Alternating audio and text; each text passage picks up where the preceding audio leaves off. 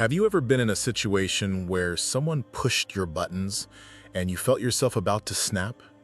Have you walked away from an argument, replaying it over and over, wishing you had said something better or said nothing at all? Why do some people seem to stay calm while the rest of us lose it over the smallest things? If you're tired of being triggered by people who test your limits and you're ready to master your emotions instead of being mastered by them, this is your moment. Before we dive in, take a second to subscribe. This channel is about building unshakable inner strength, mastering your mindset, and walking the path of true personal power. Let's get into it. 1. Control the inner storm first. When someone tests you, your first battle isn't with them, it's with the storm inside your mind. Most people don't realize that the fiercest confrontations we face are internal. The frustration, the anxiety, the heat rising in your chest, all of it erupts long before any words are spoken. Our instincts tell us to defend, to lash out, to assert our pride, but this is where Stoicism draws the line between reaction and reason. The Stoic path doesn't ask you to become emotionless, it teaches you to become emotionally intelligent. Emotions are not your enemy, but neither are they your compass. They're signals, flags waving in the wind, warning you of deeper beliefs, insecurities, or fears being activated. Just because something angers you doesn't mean it's worth your energy. Just because you feel slighted doesn't mean a war must begin. Mastering your inner storm is learning to decode these signals without being ruled by them. A moment of pause is a moment of power. The second you feel your heart rate spike or your breath quicken, that's your cue, not to fight, but to focus. In that instant, you're presented with a fork in the road. One path leads to impulsive reaction, the other to intentional response. Most choose the first and regret it later. But if you can breathe, observe, and pause, you create space between the trigger and your reply. That space is sacred. Within it, you can ask yourself, is this about principle or is it about pride? Is my ego bruised or is there an actual injustice here? That internal interrogation is where Stoic discipline begins. You train yourself to see beyond the emotion, to question it, and to challenge its dominance over you. Self-awareness in this context isn't just self-help fluff, it's warfare. It's how you reclaim sovereignty over a mind that wants to hand your peace over to anyone who provokes you.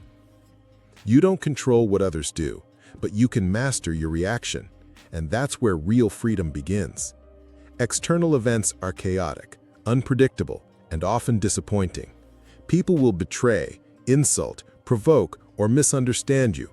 But none of that can truly disturb your peace unless you grant it access.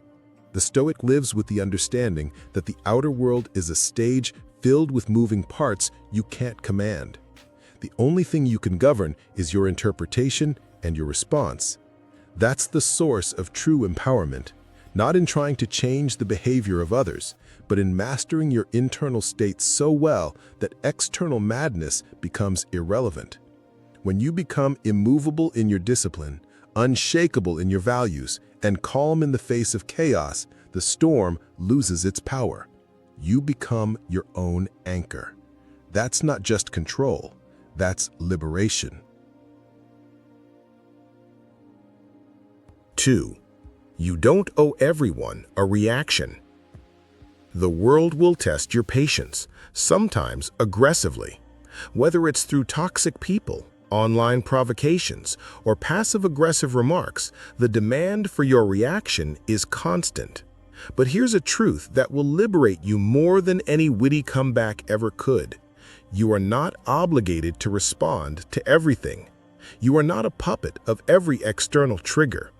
You owe no one your energy simply because they want to provoke it. Your silence isn't weakness, it's wisdom. Every time you choose not to respond, you're reclaiming time, clarity, and self-respect. In fact, one of the most powerful decisions you can make is to walk away from a conflict that doesn't serve your higher self. The ego wants engagement. The soul wants elevation. People crave your reaction because it validates their own chaos.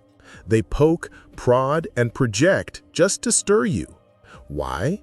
Because your reaction gives them control. If they can make you angry, they can make you act against your principles. If they can make you explain yourself unnecessarily, they've dragged you into their arena. But silence, true, composed silence, is a fortress. It's not a passive act. It's a declaration that your energy is not cheap, that your peace has become too valuable to gamble over someone else's dysfunction. Silence does not mean approval. It means sovereignty. It says, you don't get to rent space in my mind just because you're loud. Don't take every bait. The more you rise above, the less they can pull you down. Not every battle is worth your sword. In fact, most aren't. Every time you choose not to react, you sharpen your discernment. You begin to realize that peace is preserved not by eliminating conflict in the world, but by eliminating its control over you. That's not avoidance, it's strategic engagement. You show up when it matters, not just when you're provoked. You become untouchable, not because people stop trying to get to you, but because they eventually learn that they can't. And even if they don't, their inability to disturb your calm becomes their frustration, not yours. That is Stoic mastery in motion, unbothered, unshaken, and fully in command. 3. Patience is not passive, it's power in reserve.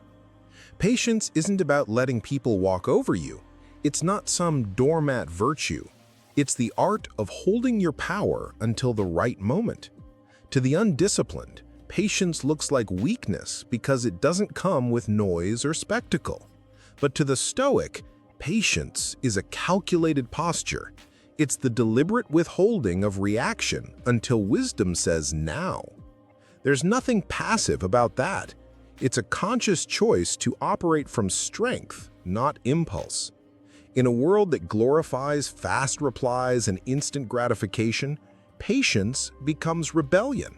It's the bold refusal to be dragged around by emotion or ego.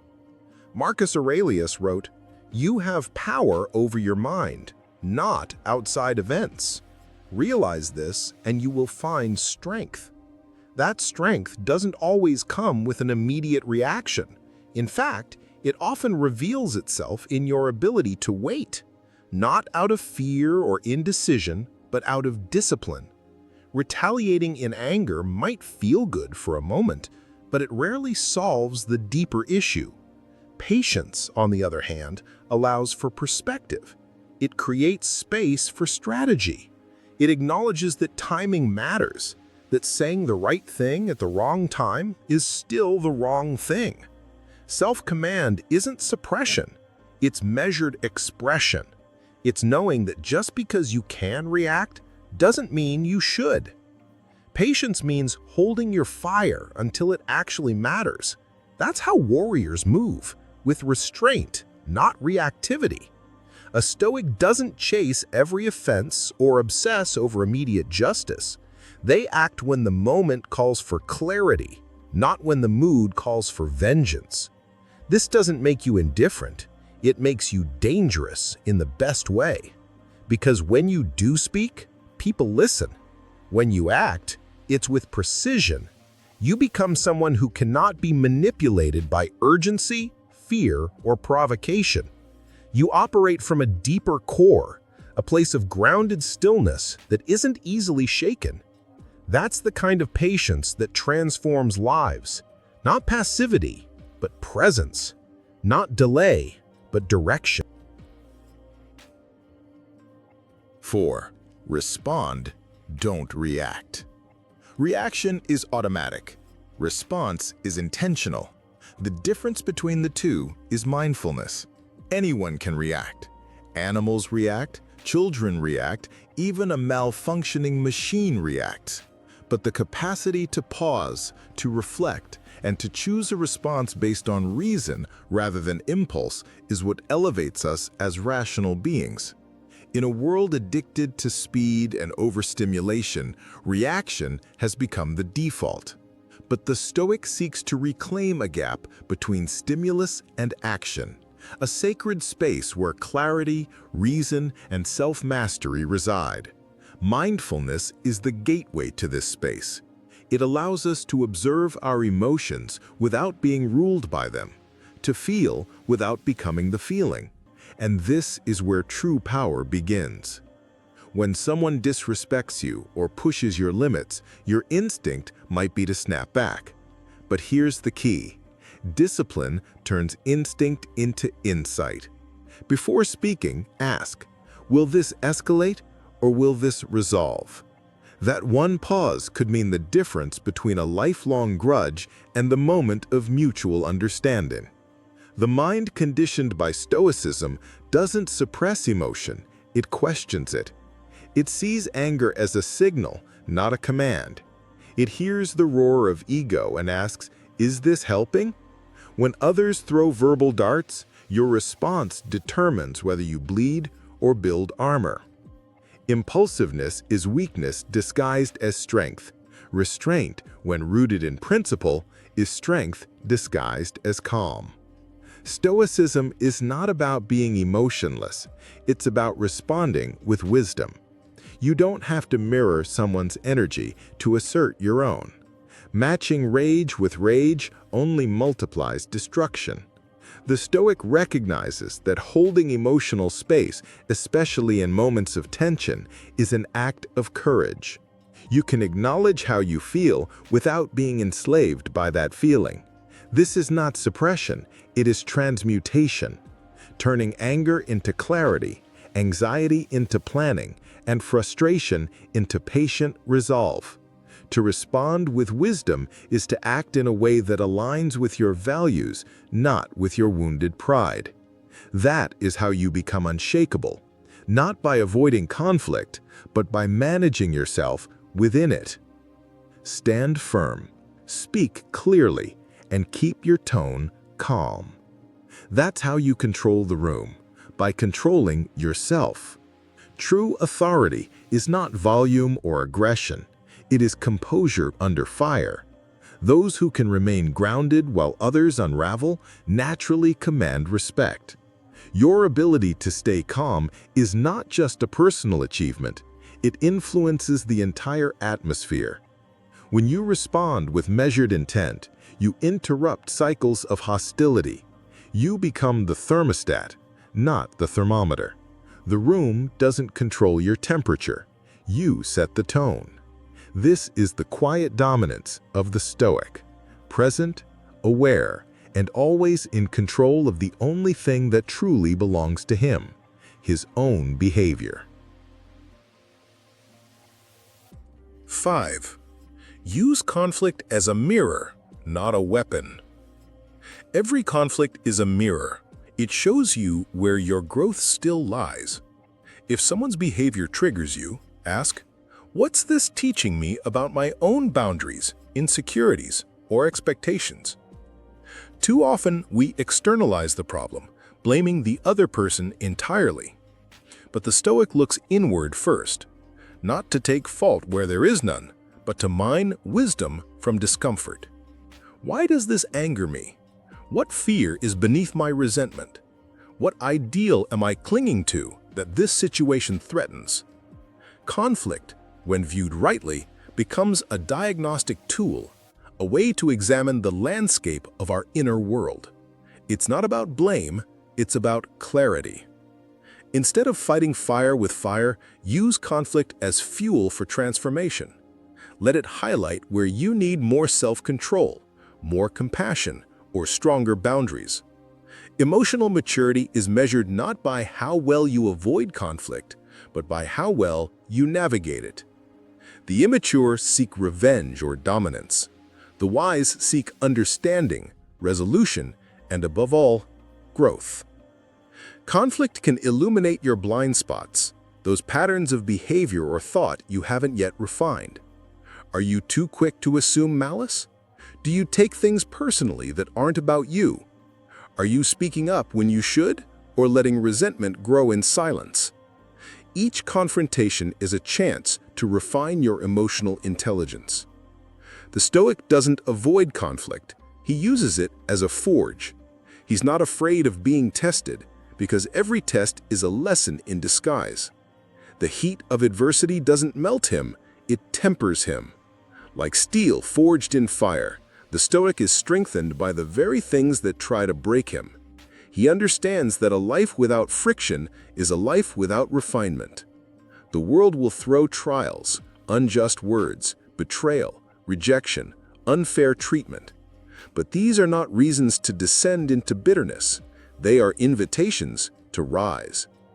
Each difficulty is an exercise in discipline, an opportunity to practice the very virtues he claims to admire: courage, patience, justice, wisdom. Let others swing wildly with insults and accusations, you stay rooted. Let them throw emotional daggers, you stand with grace.